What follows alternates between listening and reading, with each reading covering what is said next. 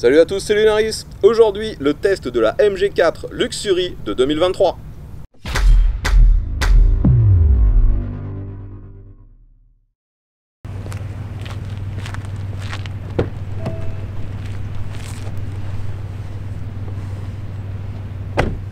Donc les amis, aujourd'hui, de nouveau le test d'un véhicule électrique.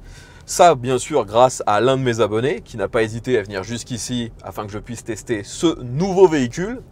Donc c'est une marque que vous connaissez peut-être, surtout si vous suivez mes vidéos, vu que j'ai testé un autre véhicule électrique de la même marque il y a de ça 1 an et demi, 2 ans. Donc j'avais testé précédemment la MG ZS EV, qui était donc un véhicule chinois qui m'avait vraiment surpris à l'époque. Le rapport prix-prestation était vraiment excellent. Aujourd'hui, on est sur le nouveau modèle, la MG4, qui est bien sûr 100% électrique. Cette MG4 est toujours bien sûr une voiture chinoise. C'est un modèle qui est un peu à contre-courant car essentiellement actuellement les véhicules électriques qui se vendent, surtout en provenance de Chine, sont essentiellement des SUV. Là, on est sur une voiture dite compacte. Moi, je trouve que ça ressemble quand même un petit peu à un SUV, mais officiellement, ce n'en est pas une. Et maintenant, dans la gamme MG, c'est une des voitures les moins chères et aussi les plus populaires. Visiblement, ça se vend très très bien cette MG4. On en croise déjà pas mal alors qu'elle est sortie il y a très peu de temps. Tout d'abord au niveau du style, voyez que c'est toujours assez consensuel. Ça ressemble beaucoup à ce que proposent d'autres marques qui vendent ce genre de véhicule. Mais c'est quand même un petit peu plus joli, un petit peu plus, comment dire, différent de la concurrence que ce qu'il y avait sur la MG ZS qui, elle, était vraiment un copier-coller de la concurrence. Là, c'est un petit peu plus sympa. J'aime beaucoup l'arrière avec cet aileron divisé en deux parties. J'aime aussi l'avant avec une calandre qui ne rappelle pas trop que c'est un véhicule électrique. Finalement, quand on la regarde comme ça, on se dit que c'est juste une voiture normale. Et moi, j'aime beaucoup. Et aussi sur cette voiture, ce que j'apprécie, c'est la couleur. Ce bleu électrique qui est vraiment magnifique. Il ressort très très très bien. Sachez par contre que cette couleur, c'est une option. Le supplément pour cette couleur, je crois, est de 600 €. Concernant la motorisation, on a un moteur de 150 kW, ce qui fait 204 chevaux. Le moteur est placé sur l'essieu arrière, donc il est totalement invisible, on ne peut pas le montrer. Ce qui fait d'ailleurs que lorsque vous ouvrez le capot à l'avant, vous ne voyez que des parties techniques. On voit la petite batterie 12 volts. On a aussi les liquides de refroidissement, liquides de frein. On a de visible la pompe à chaleur, qui est une des particularités de la finition Luxury. Mais le moteur, lui, n'est bien sûr pas visible. La voiture pèse 1650 kg environ. Donc finalement, pour un véhicule électrique avec une batterie relativement grosse, c'est pas si lourd que ça. La batterie d'ailleurs sur ce modèle fait 64 kWh, ce qui donne une autonomie aux alentours des entre 400 et 450 km en fonction de comment vous roulez. Donc le véhicule que je vous présente aujourd'hui est quasi neuf, modèle 2023. Il est sorti de concession il y a à peine quelques semaines. Et il y a très très peu d'options. La couleur, je vous l'ai dit, est une option. Et finalement, tout le reste, tout ce que vous voyez sur cette voiture, c'est la gamme Luxury, la finition Luxury. Il n'y a pas réellement d'options sur le modèle que je vous présente. Bon, maintenant que vous en savez un peu plus sur cette voiture, on va parler de la conduite. Et vous voyez que là, je suis en ville et c'est extrêmement simple à conduire, comme beaucoup de véhicules récents et surtout en électrique. C'est hyper assisté déjà au niveau du volant. On ne sent pas vraiment la route, on ne sent pas le poids de la voiture. Depuis tout à l'heure, moi j'évolue en mode économique. Il n'y a bien sûr aucun bruit, il n'y a pas non plus de bruit de roulage.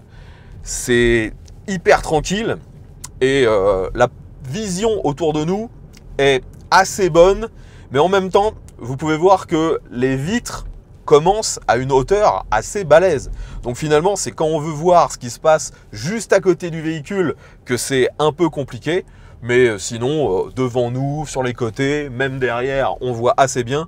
Il faut juste faire avec les angles morts, bien sûr, de l'arche arrière, du haillon, et aussi les appuis-têtes à l'arrière sont vraiment très pénalisants quand on veut prendre des infos derrière nous. Bon, j'adore toujours autant hein, le silence dans les véhicules électriques. On n'entend absolument rien, mis à part peut-être les quelques rebonds sur la route. Le bruit des pneus, et encore, c'est vraiment très faible. J'adore vraiment ça. Et aussi, ce qui est une très bonne surprise sur ce véhicule, c'est que dès qu'on monte dedans, on est plutôt dans le confort. Même si on n'a pas les sièges les plus haut de gamme possibles, là c'est des sièges, vous voyez, qui sont en tissu et en sky sur les parties, sur les montants, sur les côtés. Ce ne sont pas réellement des sièges sport non plus, mais on est bien calé dedans. Je ne sais pas ce que ça donne en termes de confort sur de très longs trajets, mais là, sur un trajet court, on se sent bien, on se sent à l'aise. Par contre, on sent que les Chinois ont voulu se mettre au goût des Européens, et donc l'intérieur, la sellerie, le tableau de bord, le plafond, tout est extrêmement sombre. C'est des nuances de noir vers du gris très foncé. Ça fait qu'à l'intérieur, il y a très peu de luminosité, et en plus, il n'y a pas de toit ouvrant sur ce modèle, et c'est même pas proposé en option. Donc franchement, c'est extrêmement sombre, d'autant plus que dans cette finition luxury, les vitres arrière sont surteintées assez sombres. Bon, sur ce véhicule, on sent quand même qu'ils ont voulu mettre énormément de technologie, hein, comme souvent. Là, j'ai une lecture par un radar de la route devant moi, donc là, il y a un vélo et d'autres véhicules devant, et le moniteur devant moi m'affiche bien, attention, devant, il y a un deux roues, il y a d'autres véhicules devant. Il y a aussi une lecture des panneaux pour savoir la limitation. Franchement, pour un véhicule à ce prix-là, c'est quand même assez impressionnant. Et de nouveau, il n'y a vraiment aucun bruit. Hein. Là, les seuls petits bruits que j'entends, c'est les déformations de la route. Quand il y a une espèce de défaut, j'entends dung, dung. Mais sinon, on n'entend rien du tout. Hein. Sur ce modèle, bien sûr, on a une récupération de l'énergie à la décélération. Là, en mode économique, la récupération de l'énergie est au maximum. Donc, dès que je lâche le frein, on sent bien un ralentissement. Et lorsque ça ralentit, ça indique aux autres que vous êtes en train de freiner. Vous n'êtes pas obligé d'appuyer sur le frein pour signaler aux autres que vous ralentissez. Ça, c'est vraiment pas mal. Bon, les amis, bien que ce ne soit pas un véhicule de sport, il y a quand même de la puissance sur ce véhicule, hein. Il y a 204 chevaux, je le rappelle. Donc, on est ici, comme d'habitude, pour tester l'accélération. Donc, au niveau des caractéristiques, je rappelle que c'est une propulsion. Le moteur est à l'arrière. Celui-ci développe 204 chevaux. La voiture fait 1650 kg ou à peu près. Il n'y a bien sûr pas de boîte de vitesse vu qu'on est sur un modèle électrique. Ce véhicule est plutôt bien équipé, donc on a plusieurs modes de conduite bien sûr. Il y a un mode pour la neige, on est en plein été, ça ne sera pas utile. Le mode éco que j'utilisais jusqu'à maintenant, puis le mode normal et enfin le mode sport. À chaque fois, chaque mode change bien sûr la puissance, ça change aussi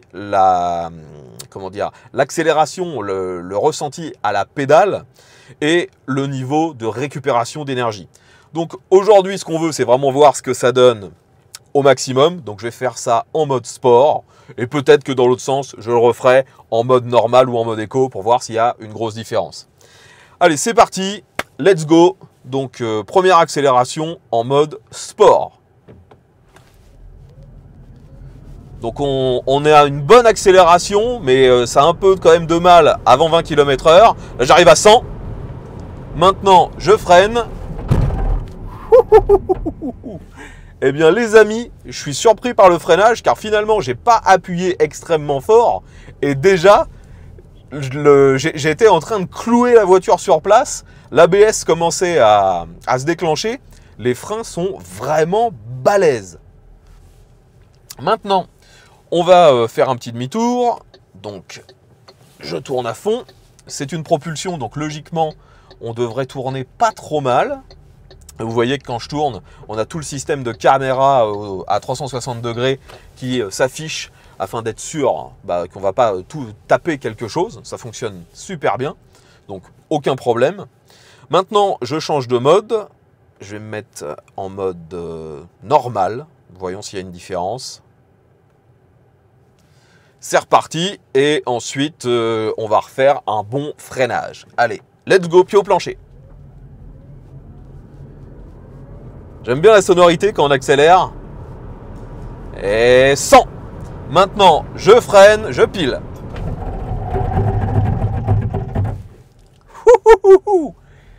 Et ben les freins, les amis, sont vraiment pas mal. Après, par contre, comme sur beaucoup de véhicules modernes, on a un frein qui est extrêmement performant, même lorsqu'on ne met pas forcément beaucoup de force. Mais à l'inverse, si vous voulez freiner beaucoup plus fort derrière, le freinage est presque déjà à son maximum. Il n'y a pas de, une progressivité dans le freinage. C'est juste que ça freine très fort, très vite. Donc pour l'instant, je continue en mode normal. Et c'est vrai que ça change tout de suite le ressenti à l'accélération. J'accélère à peine et ça prend tout de suite beaucoup plus de vitesse que lorsque j'étais en mode économique. Pour revenir sur les aides qui sont sur ce véhicule, on a également une détection des lignes au sol afin de maintenir le véhicule dans la voie. Par contre, le propriétaire m'a déconseillé de l'utiliser lorsqu'on est à la campagne, car parfois on arrive sur des routes où les lignes sont à moitié effacées, voire absentes, et là le système peut être parfois désagréable à essayer de vous ramener dans une voie qui finalement n'existe pas vraiment. Donc il m'a dit, si je veux l'utiliser, le mieux c'est d'attendre d'être sur l'autoroute, là où les voies sont vraiment parfaitement délimitées, et il m'a dit qu'à ce moment-là ça fonctionnait très bien. Et on a aussi un régulateur adaptatif, donc on peut choisir une certaine distance avec le véhicule qui nous précède et le véhicule va de lui-même freiner ou accélérer afin de maintenir l'écart que vous aurez choisi. D'ailleurs, bien sûr, ce véhicule est équipé d'un infotainment. On a, vous le voyez au milieu, un très grand écran couleur. Celui-ci est bien sûr tactile. Il gère aussi bien la climatisation que la radio, il y a un GPS intégré, vous avez aussi tous les paramètres du véhicule. Franchement, c'est hyper complet et ça permet aussi d'utiliser, ce que je vous ai déjà montré tout à l'heure quand je manœuvrais, le système de caméra à 360 degrés. C'est quelque chose qui était extrêmement rare et uniquement sur des véhicules très prestigieux haut de gamme il y a encore quelques années. Maintenant, vous voyez que même sur une voiture chinoise quasi entrée de gamme, maintenant on a des technologies vraiment très balèzes et ça fonctionne très bien. Sur ce véhicule, le compteur est lui aussi un écran couleur de plus petite taille que celui pour l'infotainment bien sûr. Sur cet écran on retrouve la vitesse, vous avez tout le schéma qui vous indique s'il y a quelque chose, un obstacle en face de vous, ça c'est vraiment pratique. Vous avez bien sûr aussi l'état de charge de la batterie, vous avez aussi un témoin de puissance instantanée, donc là j'utilise par exemple 30% du moteur. Et vous avez à l'inverse cet indicateur qui va passer dans le négatif lorsque vous êtes en recharge avec le frein régénératif. Enfin de nouveau c'est extrêmement complet et c'est plutôt bien placé, on n'est pas gêné par le volant à moins vraiment de le mettre au plus bas où là ça pourrait peut-être être pénible. Et au milieu de la console centrale on a un genre de tiroir, un genre de promontoire, je ne sais pas comment expliquer, où vous avez le sélecteur pour la boîte de vitesse, savoir si vous allez vers l'avant ou en parking, et aussi un petit espace qui permet de recharger votre smartphone s'il a bien sûr une recharge par induction. En dessous de ce promontoire, vous avez des prises USB et aussi 12 volts. Alors maintenant j'arrive sur un Dodan. Je l'ai pris à 30 km/h. Bon, c'est ni trop mou ni trop ferme, c'est plutôt pas mal. Je vais essayer de changer de mode. Je vais me mettre en mode sport. Là, j'ai pris le premier en mode normal. Je vais essayer de voir toujours à 30 km/h s'il y a une différence. Je pense pas qu'il y ait de suspension adaptative. Non, ça a l'air d'être identique. Maintenant, nous arrivons dans une succession de virages. Je suis en mode sport. Allez, voyons comment ça se comporte. J'accélère fort. L'accélération est vraiment sympa. Alors, le problème en fait, c'est que le moteur est presque trop puissant.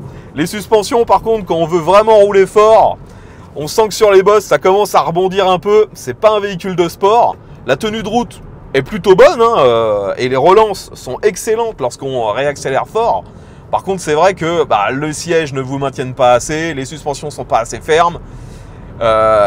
C'est surprenant en fait d'avoir autant de patates, de reprises, de couple avec un véhicule entre guillemets standard.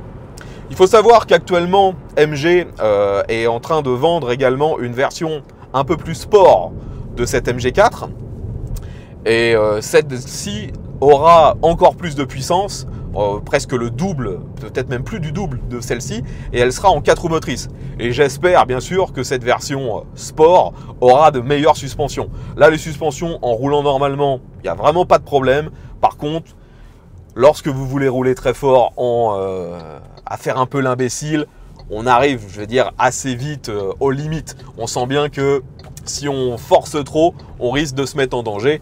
Mais en restant raisonnable, franchement, c'est plutôt agréable. Et là, je réaccélère fort et ça part, les amis.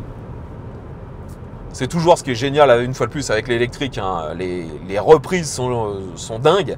Après, il ne faut pas oublier, par contre, qu'à l'inverse d'un véhicule thermique, vous n'avez pas une vitesse max dingue. De mémoire, sur la fiche technique, la vitesse max de ce véhicule est à 160. Maintenant, nous arrivons sur l'autoroute. J'accélère un peu. Bon allez, je vais passer devant ce poids lourd, j'ai largement suffisamment d'accélération.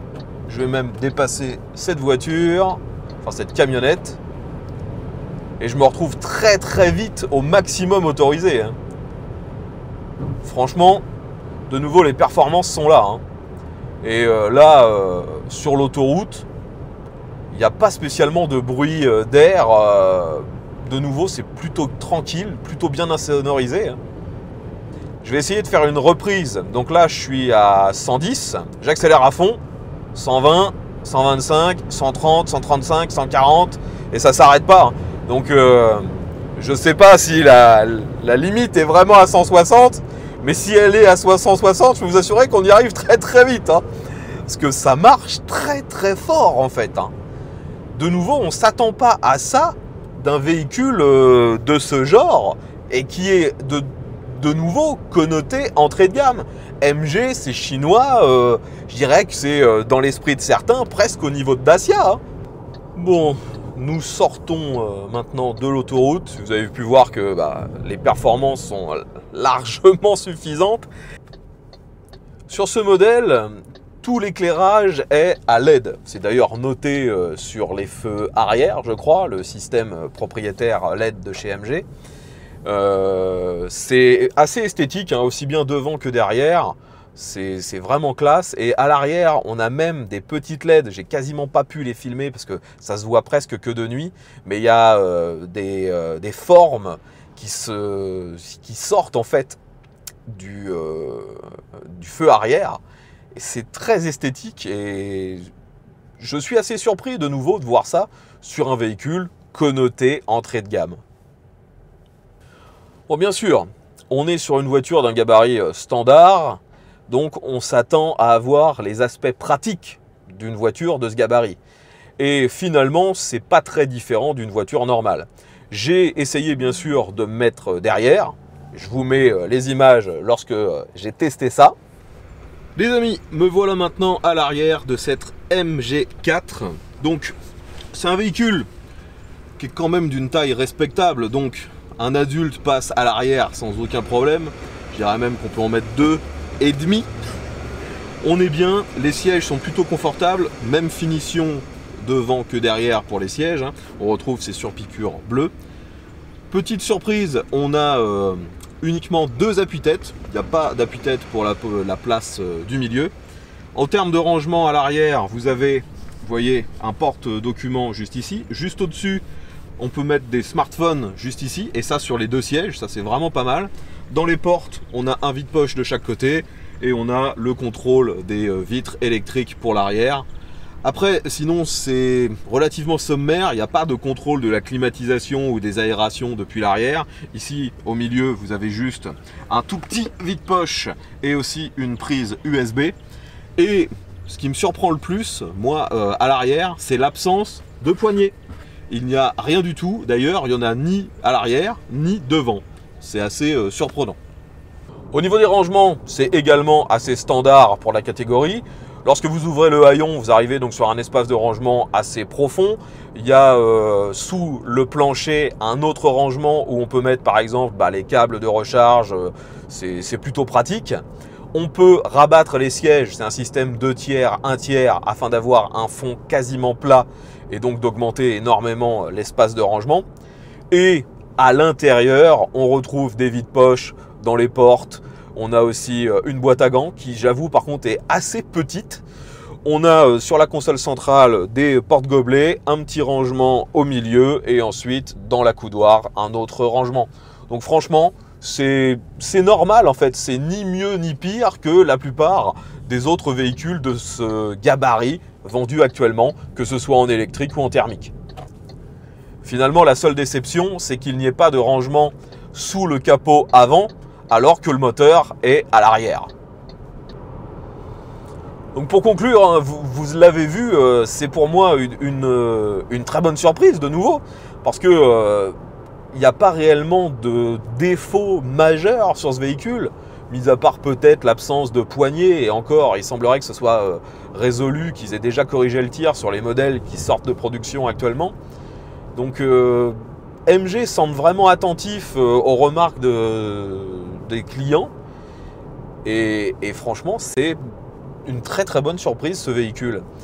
Si vous voulez passer à l'électrique, le tarif en plus est assez intéressant, surtout qu'il y a toujours des aides actuellement en France. Après bon, il y a l'éternel débat, est-ce que c'est légitime que la France distribue des aides de l'État pour acheter des véhicules faits en Chine?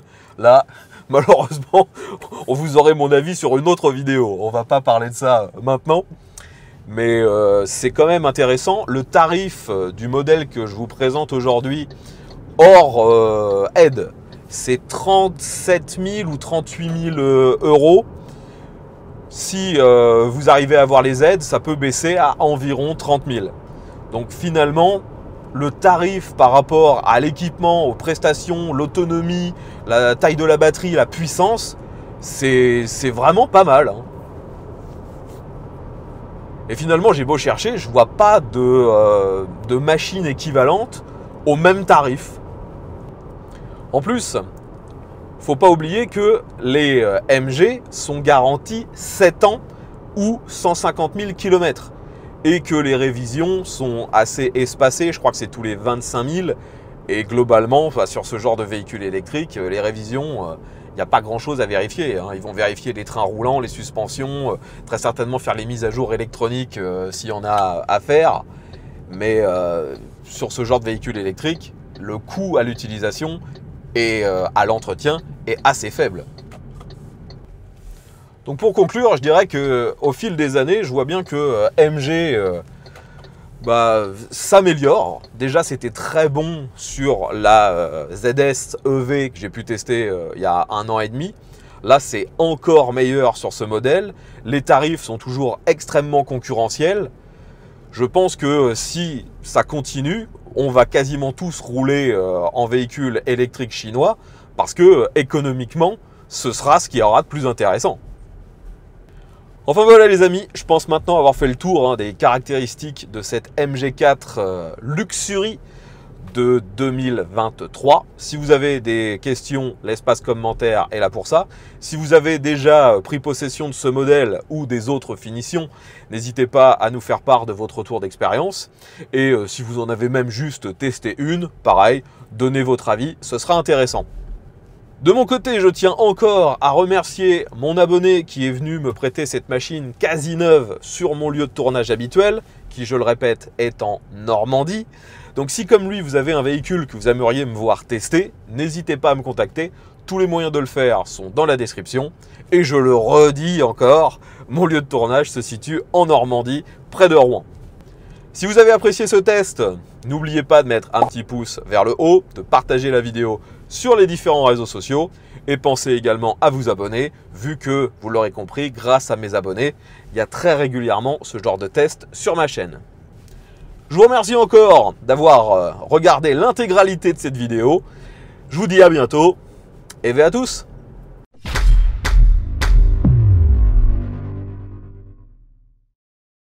Bon, je sais qu'actuellement MG est en train de finaliser un cabriolet sport électrique.